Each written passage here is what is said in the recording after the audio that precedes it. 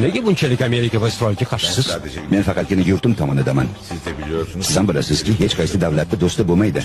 Manfaatlari bo'ladi. Usmonlicha diplomatiya va irodasi bilan o'z o'rnini mustahkamlab olgan Turkiyaning bu darajaga yetishida 20-asrning oxiridayoq tayyorgarlik boshlangan. Bu yo'lda chuqur davlat tuzilmalari va maxfiy xizmatlar hal qiluvchi rol o'ynagan.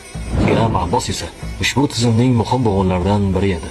Bugun shu haqda gaplashamiz. Milli istihbarat teşkilatı bir ilke imza.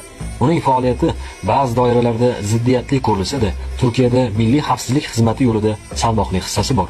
1980-yillar oxirida u milliy razvedka tashkilotida Fuat Doğu kabi ta'sir doirasi kuchli sobiq rahbarlar bilan birgalikda faoliyat yuritar edi. Hiram Abbos tashabbuslari orqali MRB, Mossad, NATO bilan aloqalarni kengaytiradi.